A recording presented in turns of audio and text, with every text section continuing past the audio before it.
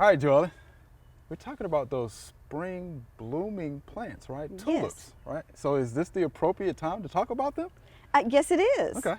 Tulips happen to be the most popular spring bulb that's out there. Everybody, when you think of spring, you think of tulips. Yes. And so, yes, and think about it. They are bright and showy and a definite color contrast to what is going on in the winter. So it's a good welcoming of spring. So let's talk a little bit about them. And it is time to plant them now, because of two reasons. They need cold for a biochemical reaction inside the bulb that will initiate a flower bloom to come up when the temperature gets warm. How about that? Okay. And the second reason why you need cold temperatures is cold temperatures also initiate root growth of the bulb, but then the bulb can start taking up water and nutrients to transform into a plant, and then ultimately the flower that blooms. Wow. So the cold is needed for those two reasons. We need the cold weather. Huh? Yeah. How about that? Cold reasons for that. Now, as much as we love tulips, guess what else loves tulips? Probably deer, right? Deer, and what else? And those other rodents that are out there for the most part. Oh yeah, that's right. You know, so that kind of makes it just very exotic, very desirable plant because everybody likes it, including the animals. Yeah. And I've heard some people say that the deer will wait just until they start blooming and then eat them like candies. Yeah. So you know, it's a problem. But you can protect them. Now, my dad made cages like this to bury in the ground and put soil in and plant the tulips in here and then finish wiring it back down. And this kept the rodents from eating them. Now, it didn't help for deer, but we didn't have a deer problem. Okay. So, but we also had a rodent problem. But if I had a deer problem, you could take chicken wire and make a dome over them for when they bloom. So that could help with both of those. Or you can plant them like I do in containers near my house, and deer and rodents don't get into the containers. So you can try that. But there are other bulbs that you can use. So there are options. There are options. Other options. Okay. There's some bulbs that deer do not like, and those are crocus, hyacinths, and muscari. Deer don't like those, but the rodents can like those also. But some that are both deer and rodent resistant are alliums, the onions. Of course, you know, they don't want to eat the onions. There's the daffodils, the narcissus, the jonquils, you know, the 13 categories we've talked about before. Sure, I remember. Scilla, Camassia. The Camassia is actually a native to the southwest U.S. and it kind of naturalizes. Okay. It's real pretty when it blooms. So what do? The whole United States has different zones. Sure. And so you've got to check in the zone that you're in and make sure you're buying bulbs that fit that zone. Right. We're here in zone 7. So zones 5 through 7 are probably the easiest zones to plant any kind of bulb in. Wow, easy. Because we can plant them in the ground in the fall, October to December, and have enough cold to initiate both the bloom and the roots and the plant growth to come up in the spring naturally. So we just plant them once, we don't think about it again, they come up and bloom in the spring. Yes. So that's the easiest. Well, zone 4 and zone 3 also have bulbs that they can do that with, but there's less to choose from the colder it gets. Gotcha. So you've got to watch what zone you're in, your zone 3 and 4. You've got to watch which bulbs you buy.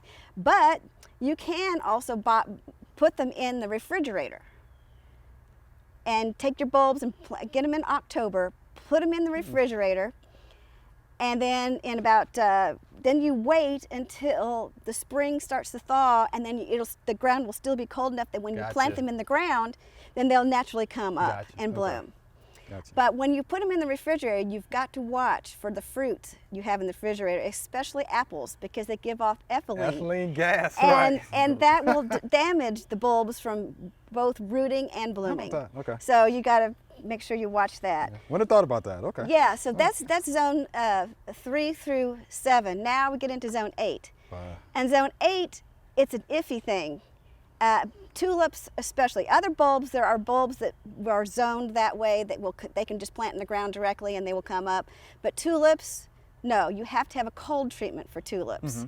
So in zone 8, you put your tulips in the refrigerator again, start in October, and then they'll have their 12 to 14 weeks of cold to initiate the bloom, but the ground will be cold in January, but it won't. You most likely will not be frozen in zone 8, so they can go ahead and plant them in the ground, and that will initiate the roots, and then they can naturally come up. Well, now zones 9 and 10. 9 and 10 does not have enough cold temperatures to do either of those things. So basically you need to treat them like annuals, and you can buy them, you put them in a pot with some soil, put a plastic bag over them, make sure it's watered, and put them in your refrigerator, and then bring them out in the spring if you want to plant them, and or any time, and then they'll bloom within 4 to 6 weeks.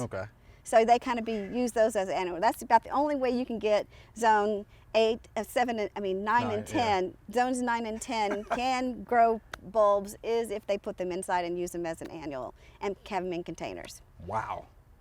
That's pretty good. Yeah, you ran the gamut on the zones. Yeah, I like that. There's something to do in each different zone. Now, it doesn't matter. You can force bulbs any time of the year you want, especially when they're available in the fall. And my mother taught me this. She took a can, just a vegetable can. She took a plastic bag, a rubber band, a hyacinth bulb, and she would plant it in here. So you don't have to put that much soil in there, No, right? just a little bit of soil for the roots. Then you get enough soil in here. So we cover it up. To cover the top. You leave a little bit of space. You make sure you water this. Now it doesn't have any drainage, so just make sure it's watered so it's wet. Then you put your plastic bag over it and your rubber band, and you have your little greenhouse. It's a mini greenhouse. Mini greenhouse, and you put this in the refrigerator.